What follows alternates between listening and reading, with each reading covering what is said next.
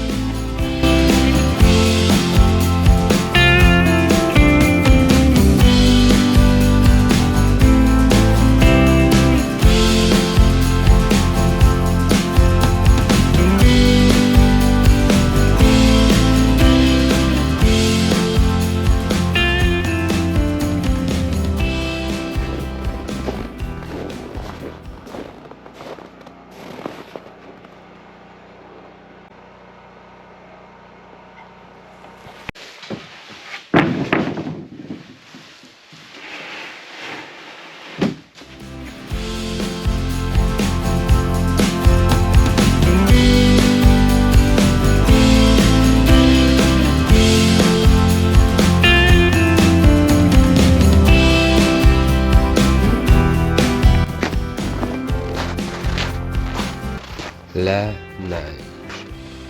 Pour certains, c'est enfin la saison du ski et du ski qui débute. Puis pour d'autres, comme nous, c'est le calvaire qui commence. Le déneigement, le froid et surtout les fausses joies de l'hiver. Mais bon, faut passer par là. On y échappera pas.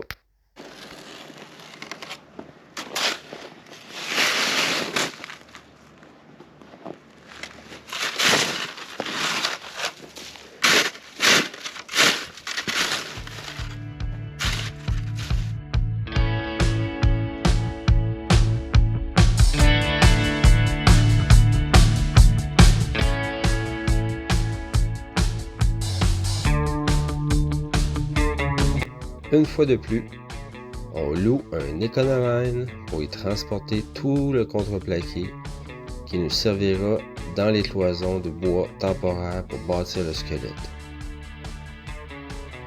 Et quand je dis squelette, ça se trouve en fait le moule sur gabarit.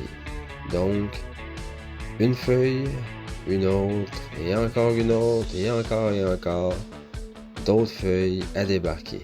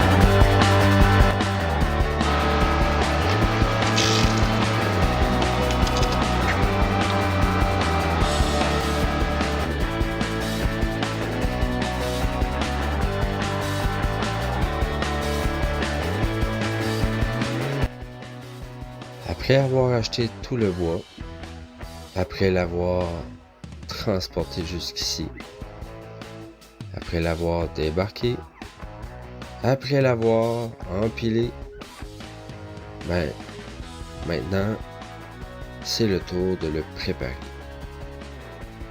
Donc, on va tout le passer sur le banc de scie, afin d'avoir des sections pour assembler nos cloisons pour le moule sur gabarit.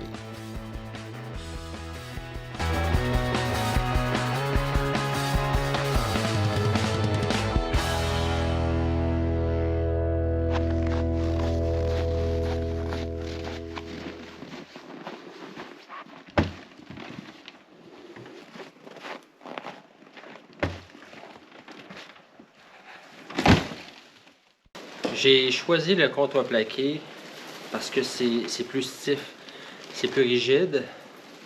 Ça va être renforcé avec des madriers, des 2x4, donc 2 pouces par 4 pouces. Puis le vénir, le contreplaqué que j'utilise, c'est du contreplaqué de 3/4 de pouce. C'est beaucoup plus rigide que du 5/8 ou du 1/2. Donc, puis pourquoi avoir utilisé aussi large que 12 pouces? C'est quand même une structure sur laquelle je vais m'appuyer. C'est quand même une structure sur laquelle je vais embarquer pour faire la résine, Puis tant que la résine ne sera pas sandwich, homogène avec tout le reste, en un seul composé, rigide, solide, ça va rester que c'est... que ce soit foam core, que ce soit honeycomb, que ce soit peu importe, le sandwich utilisé, ça reste un matériau qui est mou, qui est malléable pour justement lui donner une forme. Mais c'est aussi un matériau qui justement, en étant mou pour lui donner une forme, ben c'est pas un matériau sur lequel je vais miser ma vie pour embarquer dessus parce que je risque de passer au travers. Donc c'est pour ça que 12 pouces, ça m'apparaît une bonne grosseur. Pour tracer la ligne, j'ai utilisé une shotline, très pratique pour des longues distances.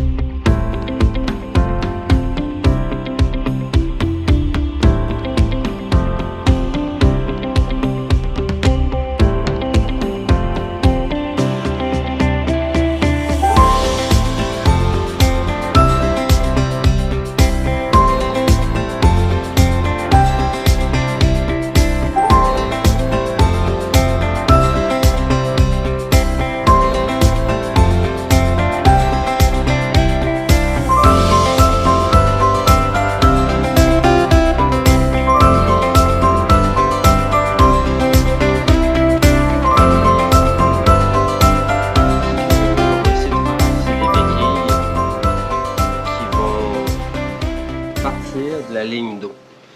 Parce que la waterline, la ligne d'eau, c'est la seule partie qui est vraiment rectiligne et complètement droite d'un bout à l'autre de la coque. C'est la seule ligne sur laquelle on peut vraiment se fier pour des hauteurs variables à partir d'une hauteur fixe. Si on prend le fond de la quille, il y a des places qui est moins haute, des places qui est plus haute. Le pont, c'est la même chose. Il y a des élévations, ça baisse à des endroits, surtout vers la fin de la coque. Donc, en mettant des béquilles qui vont être sur le support qu'on va faire à la fin de toutes les cloisons de bois temporaires, les béquilles vont être toutes à partir de la ligne d'eau, avec la même longueur de béquille. Fait que ça va respecter les hauteurs données avec une hauteur fixe. Fait que de cette façon-là, tout va être droit. Il suffit juste que notre support soit parfaitement au laser et au niveau. Puis à partir de là, tout va bien aller.